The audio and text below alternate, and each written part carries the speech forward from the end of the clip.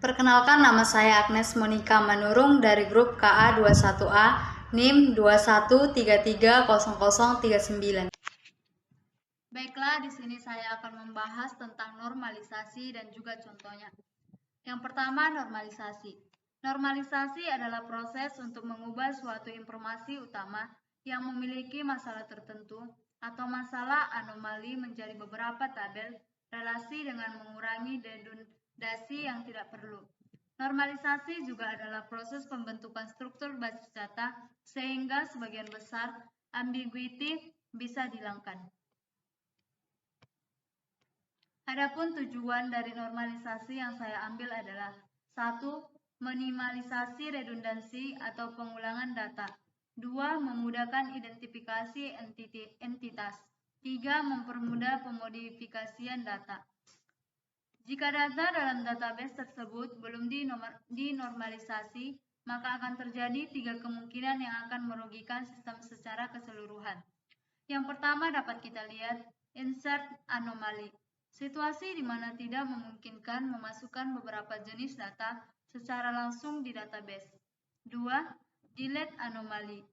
Penghapusan data yang tidak sesuai dengan yang diharapkan, artinya data yang harusnya tidak terhapus mungkin ikut juga terhapus. Yang ketiga, update anomaly. Situasi di mana nilai yang diubah menyebabkan inkonsistensi database. Dalam artinya, data yang diubah tidak sesuai dengan yang diperintahkan atau yang diinginkan. Yang pertama, bentuk tidak normal atau unnormalis.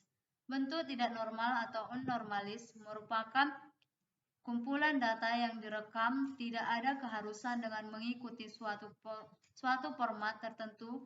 Pada bentuk tidak normal terdapat repeating group atau pengulangan grup. Sehingga pada kondisi ini data menjadi permasalahan dalam melakukan manipulasi data, insert, update, dan delete, atau biasa disebut dengan anomali. Kita lihat sama-sama. Yang pertama, jika kita ingin menentukan bentuk tidak normal, kita harus menentukan tanggal, bulan, dan juga tahunnya. Kita juga harus menentukan jalannya, kita juga harus menentukan kita juga jika perlu kita bisa membuat nomor telepon dan juga nomor faktur kita. Setelah selesai selanjutnya kita akan membuat tabelnya, yaitu jumlah barang, satuan, kode barang, nama barang, harga satuan, dan jumlah harga. Yang pertama 10, jumlah barangnya 10, satuan keping, kode barang DPD 17, nama barang DPD blank. Harga satuannya 2.000 dan jumlah harga 20.000. Yang kedua, jumlah barang 2, satuan buah, kode barang KB DO9, nama barang keyboard, harga satuan 35.000, jumlah harga 70.000. Jadi total keseluruhannya adalah 90.000. Baik, yang kedua 1 NV atau first normal from. Masyarakat beberapa kondisi dalam sebuah database. Berikut adalah fungsi dari bentuk normal pertama. Yang pertama, menghilangkan duplikasi kolom dari tabel yang sama. Yang kedua, buat tabel terpisah untuk masing-masing kelompok data yang terkait dan mengidentifikasi setiap baris dengan kolom yang unik atau primary key. Kita lihat sama-sama seperti tabelnya ID member, nama member, tipe member, keterangan member, ID tier baru, nama tier kota, ID MUPI, nama MUPI, ID faktur, waktu tayang, harga tiket, dan quality time. INV atau first normal, inilah datanya atau tabelnya. Yang berikutnya, pada intinya bentuk normalisasi 1 NV ini mengelompokkan beberapa tipe data atau kelompok data yang sejenis agar dapat dipisahkan sehingga anomali data dapat diatasi. Contohnya adalah Ketika kita ingin menghapus, mengupdate, atau menambah data pinjaman, maka kita tidak bersinggungan dengan data buku atau data penerbit, sehingga inkonsistensi data dapat mulai dijaga. Selanjutnya, yang ketiga, 2NV. Syarat untuk menerapkan normalisasi bentuk kedua ini adalah data telah dibentuk dalam 1NV. Berikut adalah beberapa fungsi normalisasi 2NV. Yang pertama, menghapus beberapa subset data yang ada pada tabel dan menempatkan mereka pada tabel terpisah. Yang kedua, menciptakan hubungan antara tabel baru dan tabel lama dengan menciptakan for each key. Yang ketiga, tidak ada atribut dalam tabel yang secara fungsional bergantung pada kandidat key tabel tersebut. Bentuk normal kedua dengan melakukan dekomposisi tabel di atas menjadi beberapa tabel dan mencari kunci primer dari setiap tabel tersebut, dan atribut kunci haruslah unik. Baik, selanjutnya yang seperti contoh 2NV itu adalah ini. Nomor polisi, warna, merek, tahun. Jika kita sudah menentukan ini, maka kita akan membuat tabelnya seperti no faktur, tanggal, no polisi, mekanik ID, kode parts, kuantum, harga, diskon, dan potongan. Yang pertama, no faktur 05103214, tanggalnya 25 bulan 10 2005. No polisi B3117LB, mekanik ID DDE, kode parts 20W5010000CC, kuantum 2, harga 27.000, diskon 1.000, potongan 2.000, dan seterusnya. Dan selanjutnya 3NV. Pada 3NV tidak diperkenankan adanya partial atau transitif dependensi dalam sebuah tabel.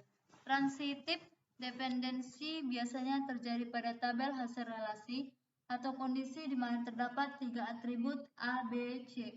Kondisinya A adalah B dan B sama dengan C, maka C dikaitkan sebagai transitif dependensi terhadap A melalui B. Intinya, pada 3NV ini, jika terdapat suatu atribut yang tidak bergantung pada primary key, tapi bergantung pada file yang lain, maka atribut-atribut tersebut tidak perlu dipisahkan ke tabel baru. Contohnya, ada pada atribut quality. Kolom tersebut tidak bergantung langsung pada primary key atau kode faktor, melainkan bergantung pada kolom kode barang. Jadi setelah dinormalisasi, 3NV akan menghasilkan tabel berikut. Kita lihat sama-sama ada 3 tabel. Yang pertama tabel barang, yang kedua tabel detail, dan yang ketiga tabel transaksi. Yang pertama tabel barang. Tabel barang adalah kode barang, nama barang, dan harga barang. Yang kedua tabel detail barang, kode faktur, kode barang, quality, dan harga. Sedangkan tabel transaksi, kode faktur, dan tanggal. Di yang ketiga-tiga ini pasti ada perbedaannya. Seperti di tabel barang, kode barang ada, sedangkan di tabel detail barang tidak ada kode barang. Di tabel detail barang ada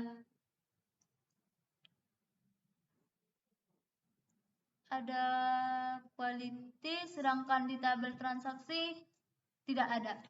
Dari gambar tabel di atas dapat dilihat pada tahap normalisasi 3NV menghasilkan satu tabel baru dari hasil pemecahan tabel transaksi, yaitu tabel detail barang yang diisinya menampung barang-barang yang dibeli.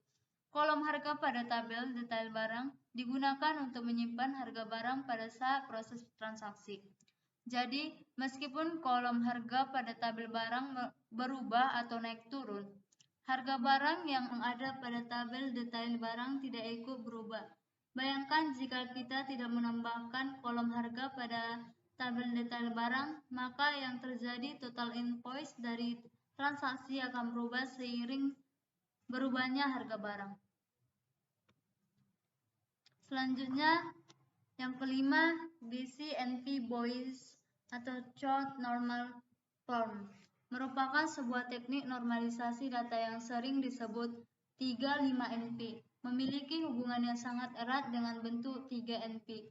Pada dasarnya adalah untuk menghandle anomali dan overlapping yang tidak dapat dihandle dalam bentuk 3NP.